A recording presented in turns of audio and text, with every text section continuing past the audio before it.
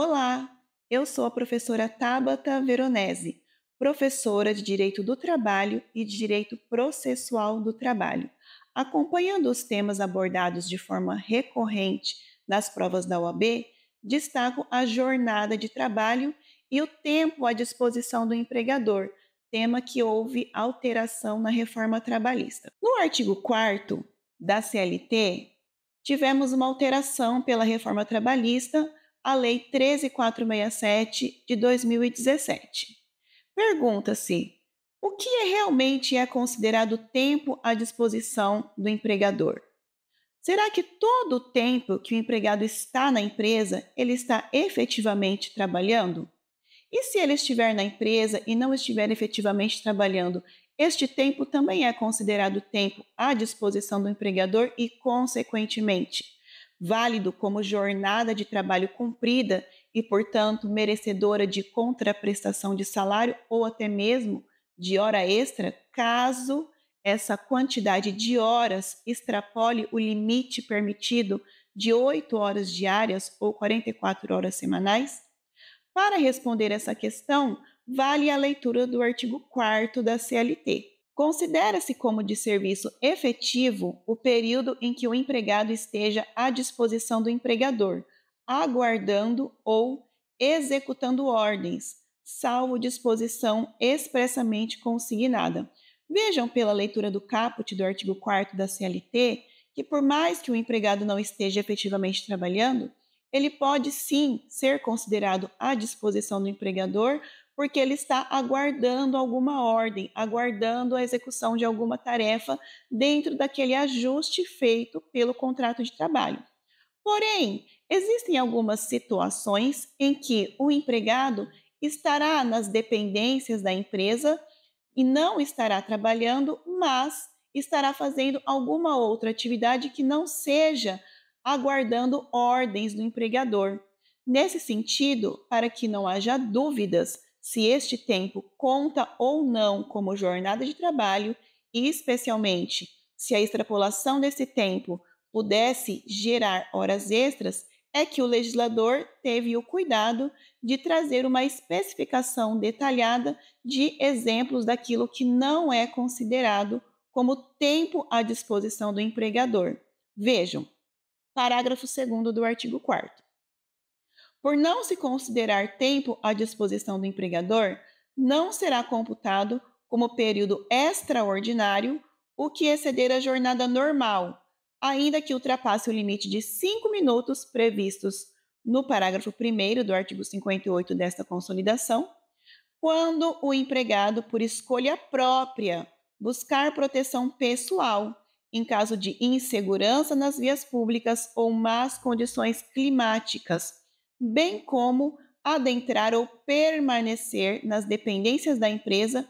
para exercer atividades particulares, entre outras. Práticas religiosas, descanso, lazer, estudo, alimentação, atividades de relacionamento social, higiene pessoal e troca de roupa ou uniforme quando não houver obrigatoriedade de realizar a troca na empresa.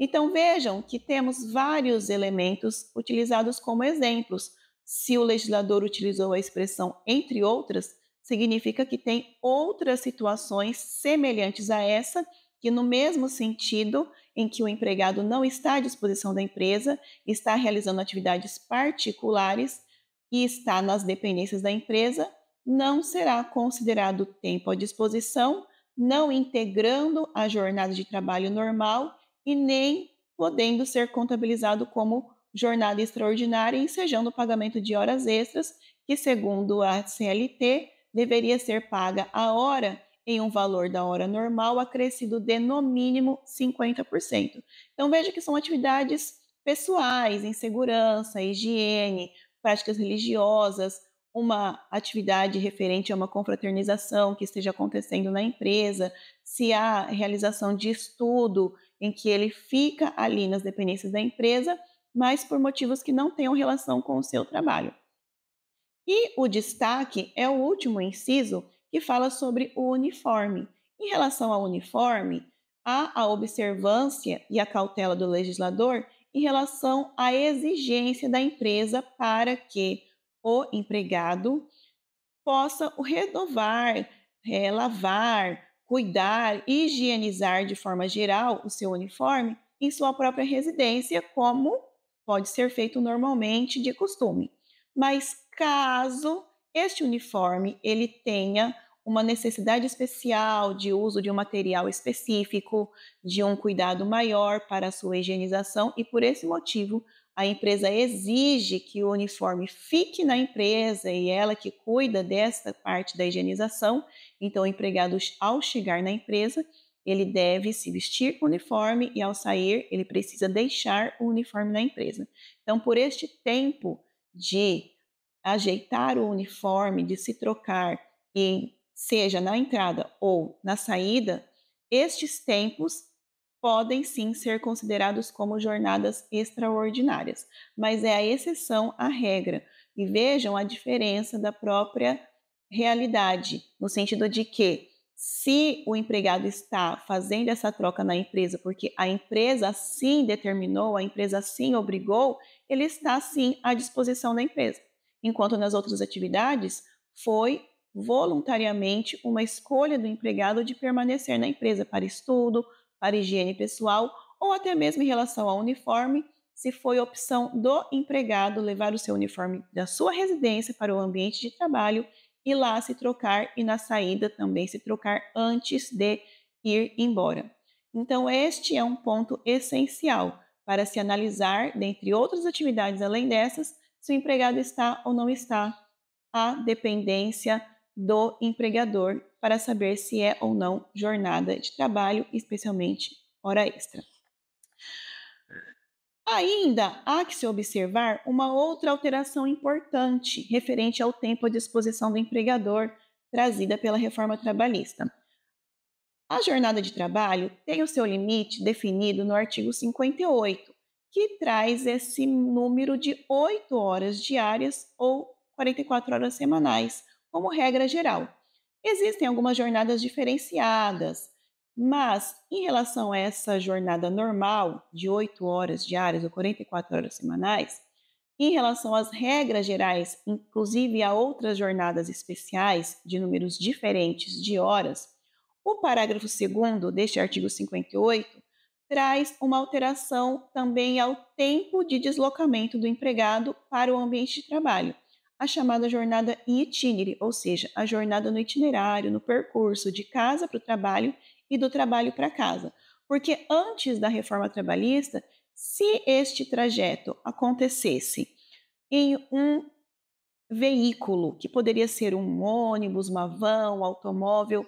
que fosse de propriedade da empresa, porque essa empresa estava em um local de difícil acesso, não havia transporte público até este local, então assim seria possível considerar tempo já à disposição do empregador, porque este veículo, o carro, a van, o ônibus, que é de propriedade ou era de propriedade da empresa,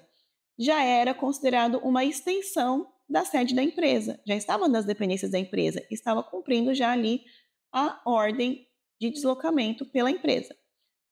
Mas a reforma trabalhista alterou este entendimento e hoje não mais se considera tempo à disposição do empregador o tempo de deslocamento do trabalho, seja na ida ou na volta, seja fornecido um meio de transporte pela empresa ou se o empregado for de transporte particular, tenha transporte público ou não, esteja a empresa em um local de difícil acesso ou não, não há mais diferença nesta contagem do tempo à disposição do empregador. Vejam a redação do parágrafo 2º do artigo 58. O tempo despendido pelo empregado, desde a sua residência até a efetiva ocupação do posto de trabalho e para o seu retorno, caminhando ou por qualquer meio de transporte, inclusive o fornecido pelo empregador, não será computado na jornada de trabalho, por não ser tempo à disposição do empregador.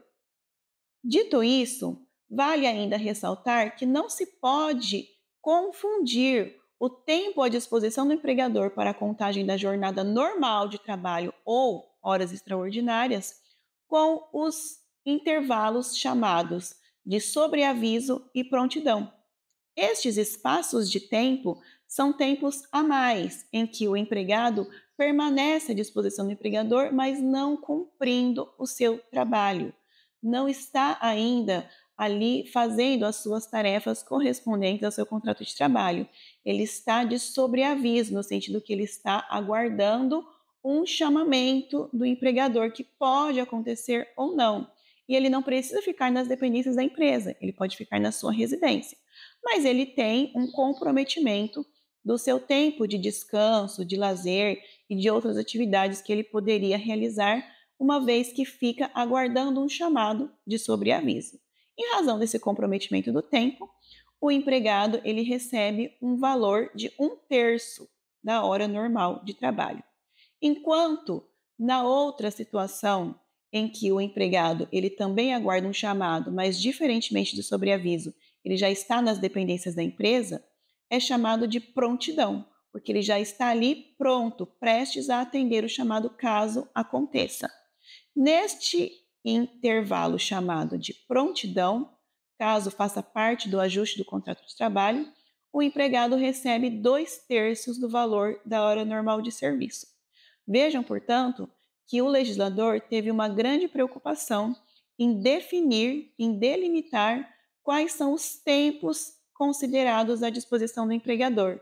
para depois, mediante provas a serem produzidas tanto pelo empregado quanto pelo empregador, de acordo com a regulamentação do artigo 818, também da CLT, após a reforma trabalhista, cabe também ao empregado o ônus probatório em relação aos fatos que alega que sejam constitutivos do seu direito. Ao empregador, por sua vez, caberá provar os fatos que desconstituam esse direito, que possibilitem provar que as alegações do empregado não correspondem à realidade. Mas ambos têm o ônus da prova em relação àquilo que alega em eventual processo trabalhista.